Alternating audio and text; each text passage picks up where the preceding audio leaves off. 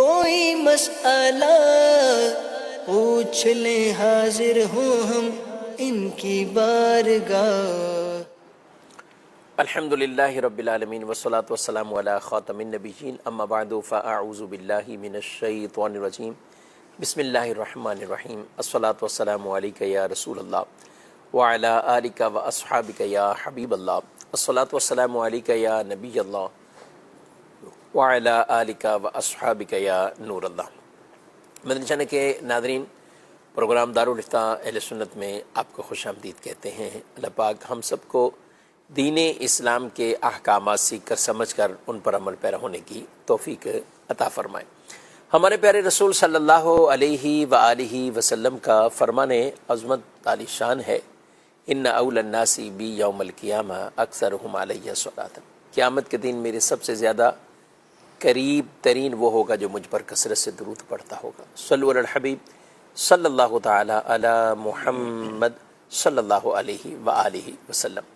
नाज़रीन इकराम, इस प्रोग्राम में आपके सवालात बतौर ख़ास शामिल किए जाते हैं।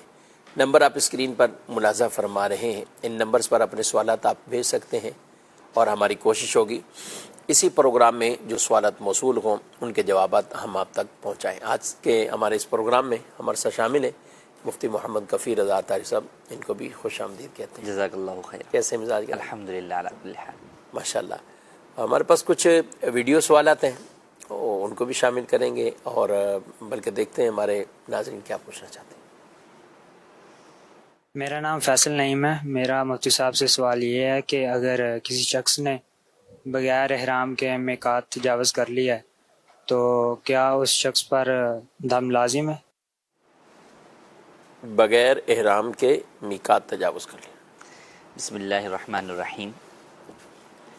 जो भी शख्स आफाकी है यानी मीक़ात की हुदूद से बाहर रहता है, जैसे पाकिस्तानी हैं और दीगर ममालिक वाले हैं, बल्कि ख़ुद अरब शरीफ में रहने वाले जैसे मदीना मुनव्वरा में रहने वाला शख्स भी आफाकी है, ताइफ़ में रहने वाला शख्स भी जो है वो आफाकी है, रियाज़ के अंदर रहने वाला शख्स भी जो है वो आफाकी है। यानी मीक़ात के बाहर से जो बाहर जो है वो रहता है, उसके लिए ये लाजिम है कि वो मक्का मुकर्रमा जब भी जाने का इरादा करे, ठीक, उसका हज या उम्रे का इरादा हो या ना हो, मक्के जब जाने का उसका इरादा है तो मीक़ात से बग़ैर एहराम जो है वो उसके लिए गुज़रना जायज़ नहीं है।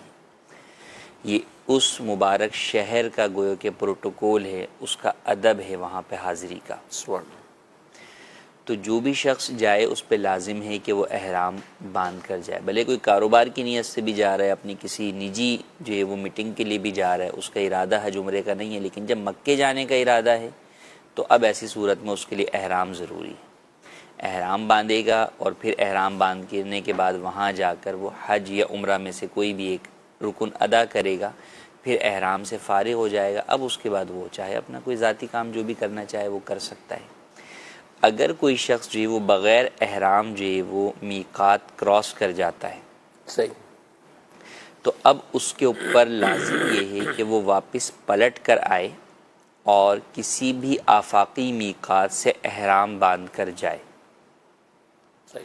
ऐसा कर लेगा तो उसके ऊपर जो दम लाजिम आया था वो साक़ित हो जाएगा।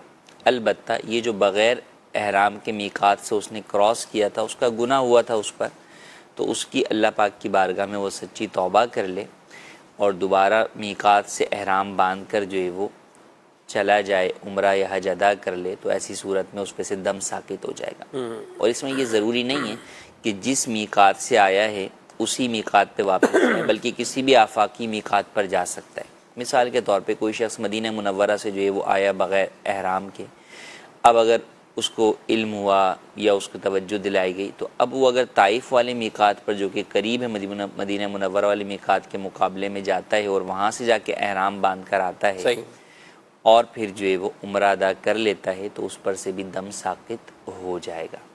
और ये ऑप्शनल नहीं है कि जनाब जो है वो ठीक है, जिसको चाहे जो चाहे दम दे दे और जो चाहे वो वापस पलट आए, अमीर जो है वो दम दे दे और गरीब जो है वो वापस जाए दम से बचने के लिए, नहीं, बल्कि अमीर गरीब हर शख्स के लिए ही ये ज़रूरी है कि आपसे गलती हुई है लेकिन उस गलती को कंटिन्यू ना करें आप, बल्कि वैसे ही उल्टे पाँव जो है वो गोया कि आप पलट पड़े और आप जाकर मीकात से एहराम बांध कर ही आएँ।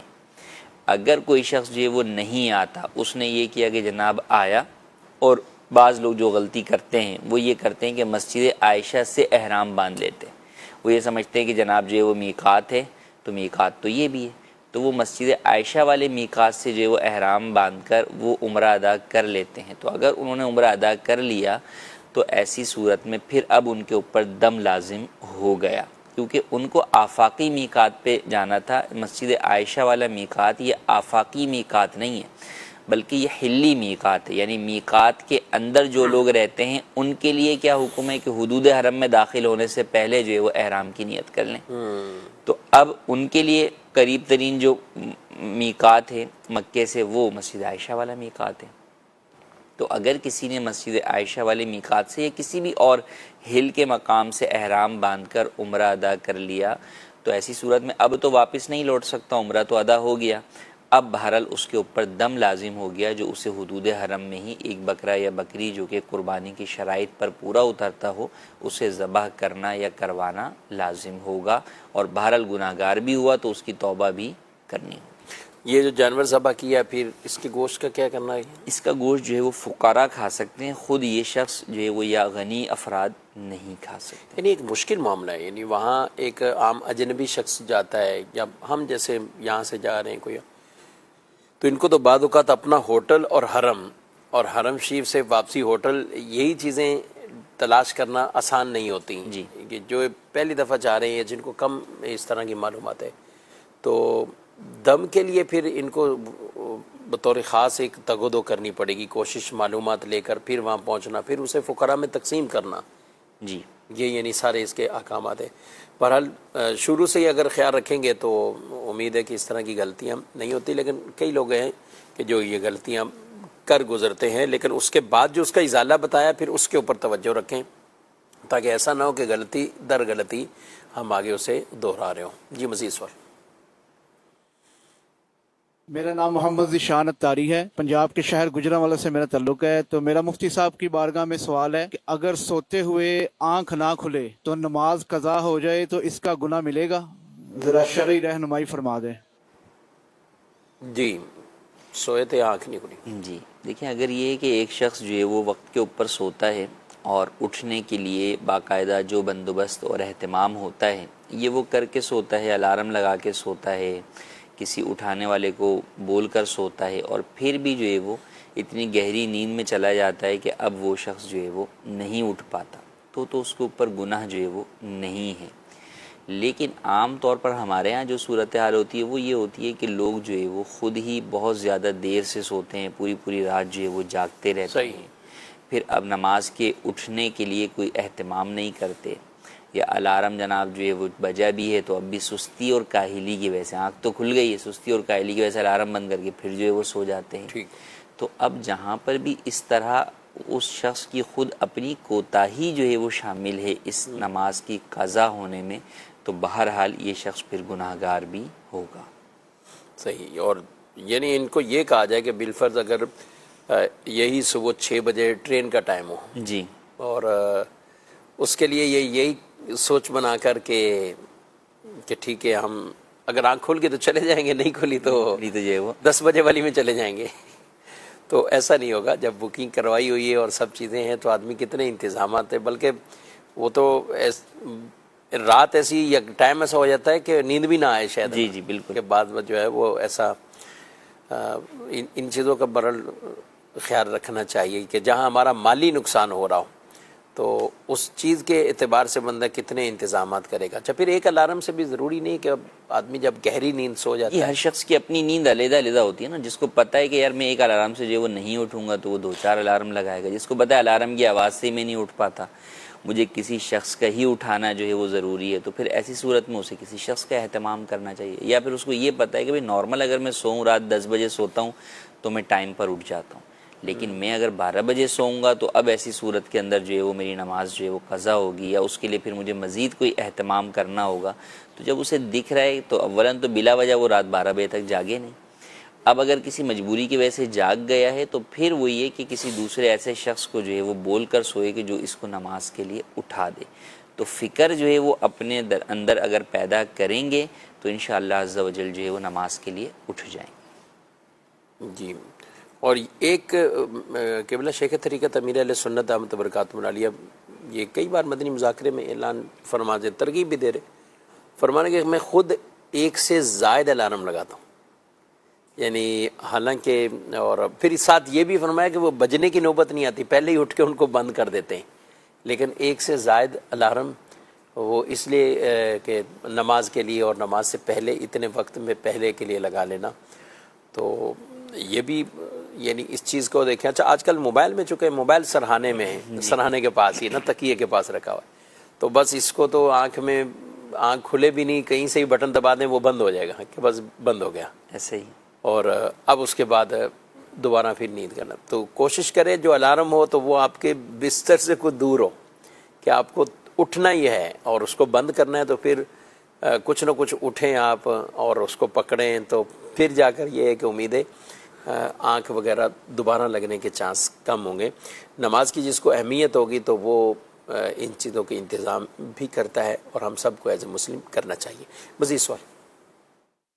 हमारे करीबी दोस्त हैं, उनको कराची आना था, तो कराची के बजाय उनको एयरलाइन ने जद्दा में उतार दिया। तो सवाल ये कि क्या उन पर जो है उम्रा फर्ज होगा, इस हवाले से बताएं। अल्लाह अकबर। आपने भी जो बयान किया ना कि वो एहराम बांध कर ही उसको मिकात क्रॉस करनी, तो उसको तो आना ही नहीं था भाई, ये तो कराची आ रहा था, अब एयरलाइन ने उसे जद्दा पहुंचा दिया। देखिए, हमने बात की कि मक्का जाने का इरादा हो, सही, किसी का जद्दा जाने का इरादा है तो उसके लिए भी एहराम ज़रूरी नहीं है। मीकात तो क्रॉस कर रहा है, वो भले मीकात क्रॉस कर रहा है, लेकिन वो जो है वो मक्के जाने का उसका इरादा नहीं। कोई बहुत भाई सऊदी अरब के बहुत सारे शहर हैं ना जहाँ पे लोग अपने कारोबार की नीयत से, जॉब की नीयत से जाते हैं, उनमें जद्दा भी है, रियाज भी है और दीगर भी, मदीना मुनव्वरा भी कोई शख्स जो है वो जाता है। तो अब ऐसी सूरत में उसके ऊपर एहराम ज़रूरी थोड़ी है, वो अगरचे मीकात की हुदूद से जो है वो गुजरते हुए जो जाएगा। तो मीकात उसी पर है जो मक्का जाने के इरादे से जो है वो जाए। अब ये शख्स तो अव्वलन तो गए ही जद्दा के इरादे से भी नहीं था, तो अगर ये जद्दा जो है वो पहुंच गया तो भी इसके ऊपर जो है वो एहराम लाजिम नहीं है, उम्रा भी लाजिम नहीं, उम्रा भी इन्होंने कहा कि वो नहीं है। अभी तो दायर उसके कानूनी ना कागजात ये वो उसको वापसी भेजा, तो अब दोबारा उसको ये भी ज़रूरी नहीं उसके ऊपर, बिल्कुल उसके ऊपर जो है वो ये चीज़ ज़रूरी नहीं है। हाँ, अब अगर मिसाल हुआ एक शख्स जो है वो इस तरह पहुँच गया, अब वहाँ जाकर अब उसका इरादा बना कि यार मैं उम्रा भी कर ही लेता हूँ, तो ठीक है, फिर अब ऐसी सूरत के अंदर वो उम्रा जो है वो मस्जिद आयशा से एहराम बांध कर सकता है, या वहीं जद्दा से ही, या वहीं जद्दा से एहराम बांध सकता है, क्योंकि अब वो हिल्ली हो गया। जब वो असल गया जद्दा के लिए था और जद्दा में ही उसका काम था, मक्कतुल मुकर्रमा जाना उसका जो है वो मकसद नहीं था, तो अब ऐसी सूरत के अंदर वो जद्दा का गोया कि एक तरीके से रिहायशी हो गया जब वो वहाँ पहुँच गया। अब वहाँ पहुँचने के बाद अपने कामकाज के बाद जब अब उसका इरादा बाद में बना कि यार जो है वो मैं उम्रा भी जो है वो कर लेता हूँ, तो ठीक है, अब जद्दा से या मस्जिद आयशा से एहराम बांधकर वो उम्रा भी अदा कर सकता है। लेकिन आम तौर पर जो हमारे यहाँ से लोग जाते हैं, जो जाए उम्रे के लिए, कोई भी पूछता है कहाँ जा रहे हैं, उम्रे के लिए जा रहे हैं, तो वो ये नहीं कर सकते कि जनाब हम अपनी नीयत में यूँ कर लें कि हम तो जद्दा उतरेंगे, सही, वहाँ जाके कुछ शॉपिंग जो है वो कर लेंगे, वो तो जा ही सीधा वो जाई जो है वो उम्रे की नीयत से हैं। और आप दिल बहलाने के लिए इस तरह नीयतें तब्दील करते रहें, लेकिन ये बात याद रखें कि अन्नल्लाह अलीमुम बिज़ातिस सुदूर, अल्लाह पाक तो दिलों के हालात जानता है, आपको खुद अपने दिल का हाल पता है। तो आप जा ही उम्रे की नीयत से रहे हैं, मक्का ही जा रहे हैं, तो आप ऐसा नहीं कर सकते कि आप बोलें ना मैं जद्दा जाऊँगा, वहाँ जो है वो जाके मैं ये काम कर लूँ और फिर वहाँ से मैं वो एहराम बांध लूँ, तो हरगिज़ इसकी इजाज़त नहीं होगी। आपको जो है वो एहराम बांध कर ही मीकात से गुज़रना होगा। ठीक है, यानी तीन तरह की हुदूद अगर हम बात करें तो एक तो वो को हरम की हुदूद के अंदर अंदर रह रहे हैं जी, और दूसरा हरम की हुदूद से बाहर हैं लेकिन मीकात के अंदर अंदर, और ये भी एरिया बहुत बड़ा है जी। हरम की हुदूद तकरीबन हम कहें कि मस्जिद आयशा ये हरम की हुदूद से बाहर है, अगरचे किनारे पर ही एक तरह की है, तो ये हरम की हुदूद से बाहर। अब यहाँ से लेकर जद्दा तक ये सब जद्दा जो है वो आप इसके अंदर ही जो है वो इसी यानी तरह हरम से बाहर है, ताइफ से पहले तक जो है वो जितना हिस्सा है वो सारा हिस्सा जो है वो हिल कहलाता है, कि वो मीकात के अंदर अंदर, ताइफ के मीकात से पहले पहले का जो भी हिस्सा है वो सारा क्या है, हिल है, वो जो वो हिल है। यानी ये दूसरा। और इधर इस तरफ जाएं तो फिर ये मदीना मुनव्वरा, और वो मदीना मुनव्वरा से भी तकरीबन 10-15 यानी करीबी वो मीकात का वो है, लेकिन यूं हिल का ये मकाम काफ़ी बनता है, काफ़ी ज़्यादा हो जाता है। तो अगर कोई बीच में रहने वाले हैं या बीच में कहीं जाने का इरादा है, हरम में नहीं जाना, हुदूद हरम में नहीं जाना, उसको बीच वाले एरियाज़ में जाना है कहीं भी, तो आप ज़ाहिर है भले मीकात क्रॉस करके भी जा रहे हैं, लेकिन वाकई ही उसको वहीं उसके काम हैं, कईयों की रिहाइश होती है, नौकरी होती है, जॉब या कुछ और भी इस तरह के, तो उनके लिए फिर पाबंदी नहीं, भले मीकात वो क्रॉस करके। मीकात क्रॉस करने से मुराद ये कि हिल वाला मीकात, आफाकी मीकात तो अगर वो भी क्रॉस करेंगे तो उनके लिए भी यही हुक्म है ना। आफाकी के मीकात क्रॉस करके वो उनको हिल में ही जाना है, बीच वाले एरिया में हाँ, ही बाहर से आ रहे हैं, जैसे पाकिस्तान से जो है वो कोई शख्स गया और जद्दा जो है वो गया, तो अब उसके ऊपर जो है वो अहराम लाजिम नहीं है, जबकि जद्दा में ही उसका जो है वो काम है। तो लिहाजा ऐसी सूरत के अंदर ये इस शख्स के ऊपर अहराम जो है वो लाजिम नहीं है। अलबत्ता अगर कोई शख्स जो है वो हिल में रहता है, बल्कि मक्के में भी रहता है, अब वो पाकिस्तान आया है, अब वो वापस मक्के जा रहा है और उसकी नीयत हज या उम्रे की नहीं है, बल्कि अपनी फैमिली के साथ रिहाइश की, उसका घर ही जो है वो मक्कतुल मुकर्रमा के अंदर है, तो भी उसके ऊपर ये लाजिम होगा कि जब वो पाकिस्तान से वापस जा रहा है, या मक्के में रहने वाले मदीने गए और फिर मदीने से वापस जो है वो मक्के आए, तो अब भी उन पर लाजिम होगा कि जब मदीने से वापस आएंगे तो वो मीकात से ही अहराम बांध कर आएंगे और आकर जो है वो उम्रा करेंगे, फिर उसके बाद जो है वो उम्रे से फारिग होने के बाद हलक वगैरह करवा के अहराम उतारेंगे और फिर जो है वो नॉर्मल उसके मुताबिक लाइफ गुजारेंगे। जी मजीद सवाल। मेरा सवाल ये था कि जो मक्के में दाखिल होते हैं ड्राइवर हजरात, हम उम्रे पे कितनी दफा उम्रे पे गए, तो वो मक्का शहर में दाखिल होते हैं तो उन्होंने एहराम नहीं बांधा होता, उनके लिए क्या हुक्म है? जज़ाकल्लाह खैर। सवाल तो आ जाना, और ऐसा लग रहा है कि जैसे सीज़न ही उम्रे का शुरू हुआ है, और वैसे ही उम्रे के तो सीज़न है ही, और रश इस तरह के मामलात होते हैं। खैर ये काफ़ी लोग इस तरह कह रहे हैं कि हम तो पहने होते हैं, ड्राइवर हमारा ऐसे ही है, और वो दोबारा फिर वापसी आ जाते हैं। जी देखिए, फ़िक़्ह हनफी के अंदर तो यही है कि कोई भी शख्स किसी भी नियत से जा रहा हो, वो चाहे ड्राइवर है या वो वहाँ पर काम करने वाला है, कोई भी है, तो बहरहाल उसको जो है वो जब वो मीकात से बाहर है, मदीने से जो है वो ड्राइवर जो है वो जा रहा है, तो बहरहाल उसे जो है वो मीकात में जो है वो गुज़रने से पहले उसको अहराम बांधना होगा, और फिर अहराम बांध के जब वो वहाँ जाएगा तो उसे जो है वो उम्रा भी अदा करना होगा। तो फ़िक़्ह हनफी में जो है वो इसकी गुंजाइश अभी नहीं है, तो लिहाजा इस मसले को इसी के मुताबिक ही ड्राइवर भी जो है वो अमल करेंगे। सही। अच्छा, औरतों को सवाल SMS पर, औरतों को जो हुकूमत की तरफ से किसी स्कीम के तहत पैसे मिलते हैं, वो पैसे लेना जायज़ हैं? अब यहाँ डिटेल तफसील कोई नहीं बताई कि क्या स्कीम है, क्या है। देखिए, मुख्तलिफ़ स्कीमों के तहत जो है वो पैसे मिलते हैं, दारोमदार इसके ऊपर है कि वो जो पैसे मिल रहे हैं वो किन शराइत व ज़वाबित पर मिल रहे हैं, उसका क्राइटेरिया क्या है। अगर आप उस क्राइटेरिया पर पूरा उतरते हैं तो आपके लिए वो लेना जायज़ है, क्योंकि हुकूमत की तरफ से मिलने वाले इस तरह पैसे जो है वो इमदाद की सूरत में होते हैं, तो गवर्नमेंट जो है वो अपने बहुत सारी शहरियों की जो है वो इमदाद करती है, तो बिल्कुल जो है वो कर सकती है। किसी जगह गवर्नमेंट कह कर देती है कि जनाब जो है वो आप ज़कात के हकदार हों तो लें, तो फिर आपको बिल्कुल शरई एतबार से देखना होगा कि आप वाकई ज़कात के हकदार हैं या नहीं, लेकिन आम तौर पर ऐसा नहीं होता।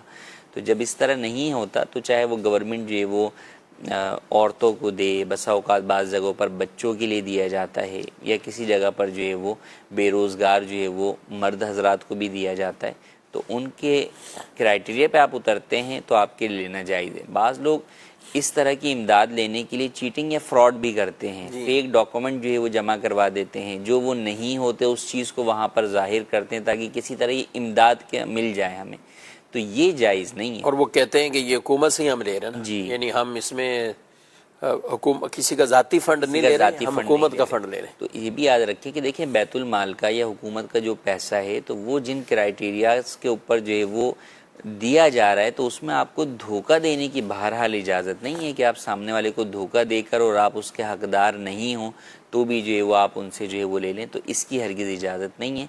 क्राइटेरिया पर आप पूरा उतरते हैं तो आपके लिए लेना जायज़ है, वरना नहीं। मुलाजिमीन होते हैं, इंतकाल कर गए, अब उनकी जो बेवाएँ होती हैं, उनकी बीवियाँ होती हैं, उनको फ़ंड मिलता है, सरकारी पेंशन मिलती है। हाँ, उनको हर मंथ में मिलता रहता है, 6 माह बाद भी कुछ ना कुछ ज़्यादा उनके।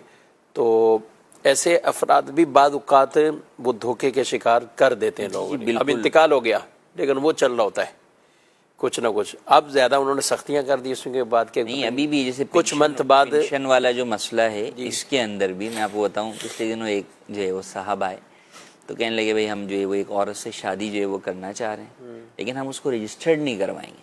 अच्छा, मैंने कहा भाई क्यों रजिस्टर्ड आप नहीं करवाएंगे? कहने लगे वो अपने पहले शौहर की पेंशन ले रही हैं, अगर वो रजिस्टर्ड हो जाएंगी मेरे निकाह के अंदर तो फिर वो पेंशन से महरूम हो जाएंगी। अच्छा, वो चलता रहे, वो चलता रहे 12-14 हज़ार जो भी जी। और ये जो है वो हम जो है वो लेते रहें। तो इसी तरीके से एक जगह पर जो है वो जैसे यानी इसमें उसूल है कि शादी होगी तो फिर नहीं मिलेगी। जी, शादी हो गई तो वो फिर बेवा नहीं रही ना, सही। अब वो किसी और की जो है वो मनकूहा हो गई। तो इस तरह के लोग जो है वो चीटिंग या फ्रॉड जो है वो करते हैं, जो कि जायज़ नहीं है। तो इस बात को पेश नज़र रखें कि पेंशन ये कोई मुलाजिम की उजरत नहीं है, ये गवर्नमेंट की तरफ से मिलने वाला इनाम है। तो वो जिन शराइत व ज़वाबित के मुताबिक दे रही है आप उसी के मुताबिक ले सकते हैं। उसमें किसी भी किस्म का आप झूठ, धोखाधड़ी, फ्रेब करके आपके लिए लेना जायज़ नहीं। सही जी, मज़ीद हो। मेरा मुफ्ती साहब से 2 सवाल है। पहला ये कि वो कहते हैं कि मस्जिद में एतिकाफ की नियत कर लें तो फरिश्ते हर सांस के बदले नेकियां लिखते हैं, और कुछ कहते हैं कि फरिश्ते हर सांस के बदले एक एक नेकी लिखते हैं। तो क्या ऐसा कहना दुरुस्त है? और दूसरा सवाल ये है कि अगर इमाम हो या वैसे ही कोई नमाज पढ़ रहा हो जो सिर्री नमाज होती है, तो उसके अंदर मैंने देखा है कि बहुत सारे लोग के ना होंठ हिलते हैं ना उनकी दाढ़ी हिलती हुई दिखती है। तो क्या इस तरह से नमाज हो जाएंगी? जवाब इनात फरमाएं। जज़ाकल्लाहु खैरा। दाढ़ी हिलने को तो क्या कहेंगे कि दाढ़ी हिलना भी शर्त है इसमें या पढ़ना शर्त है? पढ़ना देखें ज़रूरी है, दाढ़ी हिलना जो है वो शर्त जो है वो नहीं है। कोई इस तरीके से भी पढ़ सकता है कि दाढ़ी जो है वो ना हिले। तो हाँ, इतनी आवाज़ से पढ़ना, होंठ भी ना हिलें, ये बहरहाल जो है वो मुश्किल है। तो इतनी आवाज़ से पढ़ना कि उनके अपने कान जो है वो ख़ुद सुन सकें, ये ज़रूरी है। अगर कोई शख्स इतनी भी आवाज़ से नहीं पढ़ता, फ़कत दिल ही दिल में पढ़ता है, जैसे होंठ भी बंद हैं और अब वो जो है वो दिल ही दिल में फ़कत पढ़ रहा है, तो ऐसी सूरत के अंदर वो पढ़ना शुमार नहीं होगा। तो नमाज में जो क़िरात फ़र्ज़ है वही दुरुस्त नहीं होगी। जब क़िरात ही नहीं होगी तो फिर नमाज भी नहीं होगी। तो इतनी आवाज़ से बहरहाल पढ़ना ज़रूरी है कि अपने कान जो है वो इंसान के ख़ुद सुन सके। ठीक है। अब इसमें चाहे इमाम है या गैर इमाम है, जी, हर एक के लिए यही हुक्म है। इमाम के लिए ये है कि जब उसकी नहीं होगी तो पीछे नमाजियों की भी जो है वो नहीं होगी, और गैर इमाम है तो उसके लिए कि उसकी अपनी नमाज जो है वो नहीं होगी। तो सिर्री नमाज के अंदर भी कम से कम इतनी आवाज़ ज़रूरी है कि आपके अपने कान खुद सुन सकें। ठीक है। और एक होता है नमाजियों की, कहें कि कुछ कैसी तादाद के जिनकी आदत बनी हुई है, बस वो तसव्वुरात में रहते हैं नमाज में, या कोई पढ़ लिया या सोचते रहते हैं, कहते हैं हमने पूरी फातिहा पढ़ी कैसे, अब वो पता नहीं कैसे पढ़ी है, यानी बस वो पढ़ रहे हैं कि ये कुछ ना कुछ हम पढ़ रहे हैं। यानी उनके होंठ भी बज़ाहिर अगर वो कहें कि कुछ हरकत करें, लेकिन वो पढ़ नहीं रहे होते हैं। जी, आवाज़ इतनी नहीं होती कि उनके अपने कान अपने कान। असल में अच्छा, बहुत सारे लोग के लिए भी यही मसला है। किसके लिए? ख़वातीन के लिए। जी, औरतें घर में पढ़ती, हर एक के लिए, ख़वातीन के लिए भी यही मसला है कि उनके लिए भी ये ज़रूरी है कि इतनी आवाज़ से पढ़ें कि उनके अपने कान जो है वो सुने। और ये सिर्फ क़िरात में नहीं बल्कि अत्तहियात में भी, जिस चीज़ का भी पढ़ना वाजिब है और जिस चीज़ का सुन्नत है तो वहाँ पे सुन्नत भी अदा नहीं होगी। जैसे तस्बीहात पढ़ना सुन्नत है रुकू सजदे में, तो आपकी अगर तस्बीह अगर इतनी आवाज़ से नहीं पढ़ेंगे, दिल ही दिल में पढ़ेंगे, तो आपकी सुन्नत जो है वो अदा नहीं होगी। इसी तरह नमाज के अलावा भी जहाँ भी ये कि भाई ये चीज़ पढ़ने पर इतना सवाब है, तो वहाँ पर पढ़ने पर सवाब उसी वक्त मिलेगा जबकि आप इतनी आवाज़ से पढ़ें कि आपके अपने कान आपकी आवाज़ को सुन सकें। तो इस मामले के अंदर जो है वो एहतियात करनी चाहिए। बाज़ लोगों की पुरानी आदत होती है कि वो जो है वो आवाज़ से नहीं पढ़ते, तो जब वो आवाज़ से अच्छा, इसमें एक एतबार से फ़र्क है, जो शख्स आवाज़ से पढ़ेगा ना उसकी क़िरात में वक्त लगेगा, और जो शख्स दिली दिल में पढ़ेगा तो वो अगरचे वो भी सूरह फातिहा दिली दिल में पढ़ रहा है, लेकिन वो अंडरस्टूड सी बात है कि उसकी जल्दी ख़त्म हो जाएगी। तो इससे भी आप अपने आप को थोड़ा सा जो है वो अपने आप को, दूसरों को इस बुनियाद पर इवेल्युएट ना करें, अपने आप को थोड़ा सा गौर करें और इस पर तवज्जो दें कि जब मैं पढ़ता हूँ तो मुझे अपनी आवाज़ आ रही है या नहीं। अच्छा, कई लोग वसवसे के मरीज़ होते हैं, उनका भी इसी तरह का मामला होता है कि वो तवज्जो, जब आप पढ़ेंगे ना खुद और आपके अपने कान में आपकी आवाज़ जा रही है तो आपकी तवज्जो बहरहाल दूसरी चीज़ों से हटेगी और आप ख्यालों में ही पढ़ रहे हैं तो फिर जो है वो ख्यालों में आप कहाँ के कहाँ जो है वो चले जाते हैं। तो ये वसवसों से बचने वाले भी ये हैं, उनको भी चाहिए कि वो आवाज़ थोड़ी सी जो है वो अपनी इतनी रखें कि उनके अपने कान जो है वो खुद सुनें, ये तो ज़रूरी है। तो यूँ इस तरह तवज्जो नमाज की तरफ करेंगे और इस बात की, जिनको पुरानी आदत है मैं कह रहा था, तो उनके लिए ये ज़्यादा ज़रूरी है, क्योंकि वो बहरहाल पढ़ना कभी शुरू भी करते हैं ना तो वो एक तो सूरत पढ़ ली, अगली सूरत में फिर दोबारा अपनी पिछली आदत के मुताबिक वो स्लीपिंग मूड में चले जाते हैं। तो उनको बहरहाल जो है पूरी नमाज में तवज्जो के साथ ही बावाज़ बुलंद जो है वो इतनी आवाज़ कि आपके अपने कान सुने, तिलावत और दीगर चीज़ें पढ़नी होंगी, इसका ख्याल रखना हो। सवाल है SMS पर कि एक बंदे ने फजर की सुन्नत नहीं पढ़ी और दूसरी तरफ जमात भी ख़त्म होने को है, क्या वो सुन्नत पढ़ेगा, छोड़ देगा, जमात को पहुँचे या जमात को पाले, क्या करें? देखिए, कोई शख्स मस्जिद में आया और नमाज फ़जर की जमात कायम है, तो अब ऐसी सूरत में अगर उसे ये गुमान है कि मैं सुन्नतें पढ़कर भी जमात में शामिल हो जाऊंगा, अगरचे कादे अखीरा में ही इमाम के साथ शामिल होऊंगा, तो उसके लिए हुक्म ये है कि वो मस्जिद के अंदर किसी पिलर या दीवार की आड़ में वो सुन्नतें अदा कर ले और उसके बाद जमात में शामिल हो जाए। सही। और अगर उसे ये अंदेशा है कि नहीं, अगर मैं जो है वो सुन्नतें पढ़ूंगा तो इमाम साहब सलाम फेर देंगे और मुझे जमात नहीं मिलेगी, तो अब उसके लिए हुक्म ये है कि वो सुन्नतें छोड़ दे और वो इमाम के साथ जमात में शामिल हो जाए। अब जो ये सुन्नतें छूटी हैं ये नमाज के बाद नहीं पढ़ सकते। सही। अलबत्ता अगर पढ़ना चाहें तो उसी दिन जब सूरज तुलू होने के बाद जो मकरू वक्त होता है 20 मिनट का, वो गुजर जाए तो उस वक्त जो है वो ये सुन्नतें अदा कर सकते हैं। सही। अच्छा, एक सवाल है कि ये पूछ रहे हैं कि गवर्नमेंट की मुख्तलिफ, आपने पैसों के हवाले से कोई गुफ्तगू की है, तो सर्विस के दौरान GP फंड मिलता है और इस अमाउंट को जमा, जब ये अमाउंट जमा होता है तो इस पर इंटरेस्ट भी होता है, क्या कहते हैं? जी, GP फंड मिलता है या PF फंड जो है वो मिलता है। तो इसमें अब फ़ी ज़माना तो बहरहाल 2 ऑप्शन जो है वो आ रहे होते हैं कि भाई आप इंटरेस्ट फ्री लेना चाहते हैं या इंटरेस्ट वाला लेते हैं। तो ऐसी सूरत में तो बिल्कुल यही आपको इख्तियार करना चाहिए कि भाई इंटरेस्ट फ्री यानी बग़ैर सूद वाला ही जो है वो हमें लेना है। पुराना अगर किसी ने जो है वो इस तरह करवा लिया था और अब वो तब्दील हो सकता है तो उसके लिए हुक्म ये कि अब भी बीच में तब्दील करवा दे ताकि मज़ीद सूद उसके ऊपर ना लगे। अब जब मुलाजमत के अख्तिताम पर आपको वो रकम मिलेगी तो उसमें जितनी रकम आपकी है और जितनी कंपनी की कंट्रीब्यूशन है, ये दोनों तो आपके लिए लेना जायज़ है। अलबत्ता इसके ऊपर जो सूद मिल रहा है वो आप मुस्तहिक़ ज़कात नहीं है तो आपके लिए लेना हलाल नहीं है। आप पर लाजिम होगा कि आप वो रकम किसी भी मुस्तहिक़ बैतुल माल को या किसी मुस्तहिक़ ज़कात को सदका कर दें। तो ये जो है वो करना होगा, तो इसके मुताबिक ही जो है वो आपको PF इस्तेमाल करना चाहिए। ठीक जी, मज़ीद। मेरा मुफ्ती साहब की बारगाह में ये सवाल अर्ज़ है कि अगर बेटा 17-18 साल का सुबह नमाज के लिए ना जागे तो क्या उस वक्त उस पर सख्ती कर सकते हैं? जी, देखिए, नमाज के लिए सख्ती का हुक्म तो ये है कि बच्चा 10 साल का भी हो जाए तो उसको जो है वो ताकीद और सख्ती के साथ पढ़ाना ज़रूरी है। तो बच्चे आम तौर पे वो चाहे छोटे हों या बड़े हों, नींद के अंदर तो बड़ा आदमी भी जो है वो नहीं उठता। तो असल ये होता है कि वो नमाज से नहीं, उस वक्त नींद से जो है वो नहीं उठ पा रहा होता। तो इसकी बड़ी अच्छी मिसाल उलमा ने दी है कि अगर बच्चा नींद में सो रहा हो और खुदा न खास्ता आपके घर में आग लग जाए तो आप क्या करेंगे? बच्चा बोले भाई मैं नहीं यार उठ रहा। तो आप किस तरह उसे प्यार मोहब्बत से उठाएंगे, उसे उस आग से बचाएंगे। तो जो बालिग बच्चा है उसको आप नमाज के लिए उठाकर दर हकीकत किससे बचा रहे हैं? जहन्नम की आग से बचा रहे हैं। तो वही मोहब्बत और शफ़क़त आपको यहाँ भी लानी चाहिए और उसको जो है वो आपको प्यार मोहब्बत के साथ जो है वो उठाना चाहिए नमाज के लिए।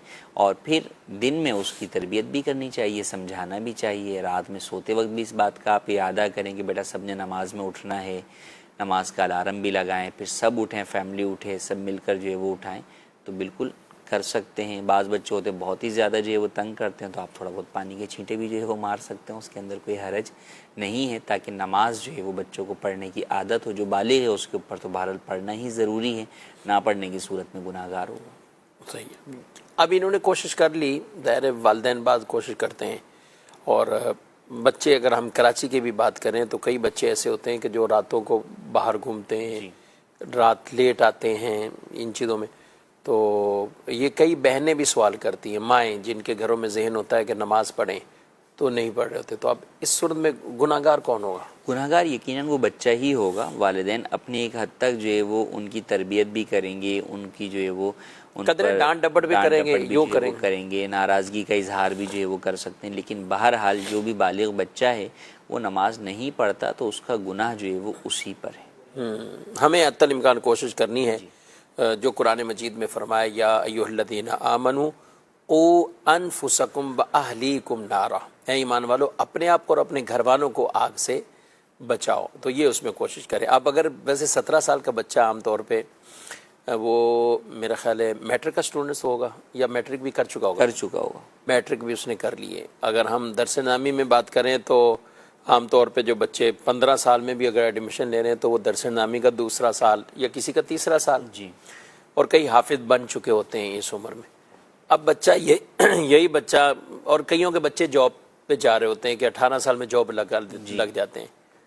तो यही बच्चा अगर जॉब की वजह से कि वजह मैं सो रहा हूँ, मेरे को नहीं जाओ, तो क्या वालिदैन ऐसे ही छोड़ देंगे, बेटा उठ जाओ, नहीं उठे चले आराम कर लो, या स्कूल नहीं जा रहा सुबह? हाँ, तो उसमें कितनी सख्ती करेंगे? कोई मतलब सख्ती से मुराद कोई ये मार धाड़ नहीं है कि घर का माहौल ऐसा बना के रख दें। हमें दो तरह की चीज़ें, तरगीब तरहीब। नमाज़ पढ़ने के फ़ज़ाइल, ऐसों को तो ज़्यादा समझाने की ज़रूरत होती है। नमाज़ पढ़ने के फ़ज़ाइल, ना पढ़ने पर जो गुनाह है वो चीज़ें बताएं, साथ कदरे डांट डपट का मामला हो, कुछ नाराज़गी भी कभी इसमें जो है ना मुअस्सर हो जाती है। तो अपने अपने घर के माहौल और ये कैफियत हर एक आदमी बेहतर जान सकता है, लेकिन घर का माहौल ऐसा नहीं बनाना चाहिए इस वजह से कि पता चले कि घर के अंदर ही बहुत ज़्यादा लड़ाइयाँ शुरू हो गई हैं, और माँ बाप दोनों जो है ना वो एक औलाद की तरफ खड़े हो गए, वालिद जो है ना वो दूसरी तरफ खड़े हो गए। तो इन चीज़ों का भी हमें ख्याल रखना है। किबला अमीर अहले सुन्नत दामत बरकातुहू आलिया के मदनी मुज़ाकरे अगर ये घरों में चलेंगे और ये तरबियत यूं स्क्रीन के ज़रिए जो मिल रही होगी, तो उम्मीद है इंशाल्लाह बेहतरी आप देखेंगे, बेटियों में देखेंगे, बेटों में बेहतरी देखेंगे। और वो खुद ही बात जो एक वालिद या वालदा समझाना चाह रही हैं तो वो इंशाल्लाह इस तौर पर भी समझ जाएंगे, तो आपके घर का माहौल भी अच्छा रहेगा। मदनी चैनल बहरहाल देखते रहें। मज़ीद सवाल। मेरा नाम मोहम्मद अनस अतारी है और मेरा ताल्लुक पंजाब के शहर गुजरांवाला से है। मुफ्ती साहब की बारगाह में सवाल ये है कि बच्चे के कान में अजान देने का क्या फ़ायदा है, शरई रहनुमाई फरमा दें। जी, बच्चे के कान में अजान देने से जो है वो शैतान जो है वो उससे दूर हो जाता है, तो ये फ़ायदा है। और फिर सुन्नत भी है कि नबी करीम सल्लल्लाहु अलैहि वसल्लम ने जो है वो अजान जो है वो दी, तो इसलिए जो है वो बच्चे के कान में अजान देनी चाहिए। ठीक है, तरीका की अजान सीधे कान में जो है वो 3 मरतबा जो है वो अजान दें, उल्टे कान में 4 मरतबा इकामत कहें। 4 दफ़ा अजान 3 मरतबा इकामत। 4 दफ़ा अजान 3 मरतबा इकामत जो है एक दें तो भी काफ़ी, एक दें तो भी जो है वो हरज नहीं है। मौलाना साहब ही दें आकर अजान? नहीं, कोई भी जो है वो दे सकता है, घर का भी कोई भी मर्द जो है वो अजान दे सकता है। ठीक है, इसके भी अहकामात बावुज़ू या दीगर? जी, जो अजान का एक तरीक़ेकार है उसके मुताबिक बावुज़ू हो, क़िबला रू होकर जो है वो अजान बच्चे के जो है वो कान में देनी चाहिए। ठीक है, माशाल्लाह। ये इसलिए कह रहा हूँ कि कई मरतबा ऐसा होता है कि वो बच्चा तो पैदा हो गया, 3-3 दिन गुजर जाते हैं, ये अजान ही, अजान कब दे रहे हैं, घर पे ले आए, बोले अब अजान दे रहे हैं, तो वहाँ क्यों नहीं दी थी कि मिला नहीं, कोई मौलाना साहब तो थे ही नहीं वहाँ पे। जी जी। वैसे हॉस्पिटल में कभी कभी ऐसा मुझे तो तजर्बा हुआ है, मैं 1-2 बार रुका कुछ हॉस्पिटल में, तो काफ़ी अजानें दी मैंने। जो थोड़ी देर बाद कोई मुझे बुला लेता है, मौलाना साहब बैठे हुए, आज भी अजान दे दें, आज भी अजान दे दें। तो एकदम मेरी बहन एडमिट थी और इंतकाल कर गई, अल्लाह पाक उनकी मगफिरत फरमाए। तो उस वक़्त मैं हॉस्पिटल में था, तो नमाज़ों के लिए जाना आना तो मुझे सब देख रहे होते, तो तकरीबन यानी मैंने यानी ज़िंदगी के कहें कि सबसे ज़्यादा अजानें जो पढ़ी वो उस दिन जो है एक रात एक दिन मैं यूं रुका था जाके फैसलाबाद में, तो हॉस्पिटल में ही। तो अब मैं रूम से जाता फिर वापसी आना, तो वो ज़ाहिर है हॉस्पिटल है तो वहाँ तो ये सिलसिले, तो मैं यही सोच रहा था कि ये तो रोज़ाना के यहाँ मामूलात है एक तरह के ना। अब ये नहीं मिलेंगे इनको, कोई मौलाना साहब कभी नहीं आए या कुछ ऐसा, तो ख़ुद भी अदान दे देनी चाहिए। बिल्कुल जो है वो देनी चाहिए और सीखनी भी चाहिए कि आपके तलफ़ुज़ दुरुस्त हों, उसके मुताबिक जो है वो आप अज़ान दे सकें। चले माशाल्लाह। मुझे एक बात याद है, मेरे लिए सुन्नत फरमाते थे, मैं अज़ान किसी की दी है ना तो मैं कुछ ना कुछ उनको दे देता था, 10 रुपये हो या 5 रुपये, उस ज़माने में कितने वो चलते हैं ना। तो मैंने कुछ को अज़ान देकर ना को 50 रुपये या 100 रुपये दिए, तो वो कहने लगे ये क्या है, ये मौलाना साहब तो ये तो हमें देने हैं, आपको देने हैं अज़ान, तो आप हमें हमारे बच्चे को पैसे जो दे रहे हैं। मैंने कहा नहीं, अज़ान के पैसे नहीं होते क्योंकि अज़ान के तौर पर, तो यानी उनके दिलों में एक और खुशी एक जो है वो इस तौर पर हुई। तो खैर अज़ान देता था, साथ मदनी चैनल की दावत दे दी, साथ कुछ और नेकी की दावत इस तरह का।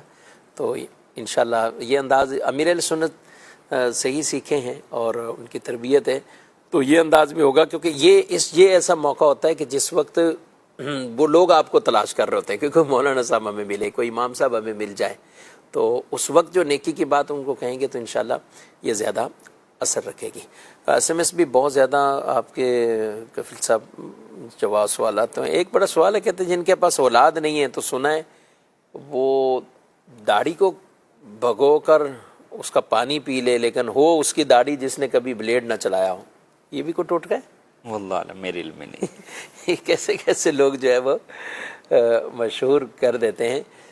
फिर जो औराद हैं, वजीफ़े हैं, उनको आप इस्तेमाल करें और उसके ज़रिए जो तावीज़ात हैं वो भी आप इस्तेमाल कर सकते हैं, तो इंशाल्लाह इससे फ़ायदा पहुंचेगा। बाकी ये कि दाढ़ी के बालों को धोकर वो पिए हैं तो ये टोटका ही होगा कहीं ऐसा, लेकिन इस पर भी अमल ना करें, इस पर ना अमल किया जाए।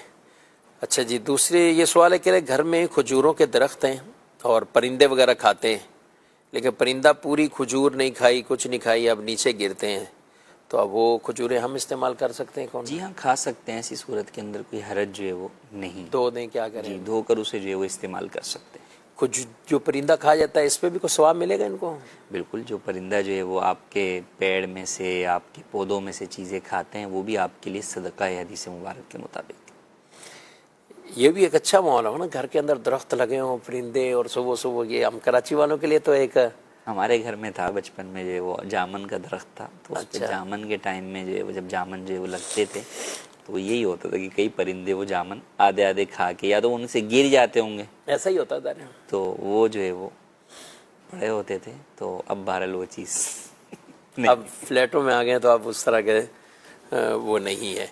नाज़रीन किराम, प्रोग्राम आपने मुलाज़ा किया, नंबर दारुल अहले सुन्नत का अपने पास रखिए और दारुल अहले सुन्नत के नंबर पर आप रब्ता कर सकते हैं। दिन में 10 बजे से लेकर 4 बजे तक ये नंबर ऑन होता है और इसके ज़रिए आप रहनुमाई हासिल कर सकते हैं। अल्लाह पाक हम सबको दीन इस्लाम पर चलने और इस पर इस्तिकामत अता फ़रमाए और अहकामात दीन के सीख कर उन पर हमें अमल पैरा होने की सआदतें अता फ़रमाए। आमीन बिजाहिन नबी अमीन सल्लल्लाहु अलैहि वसल्लम।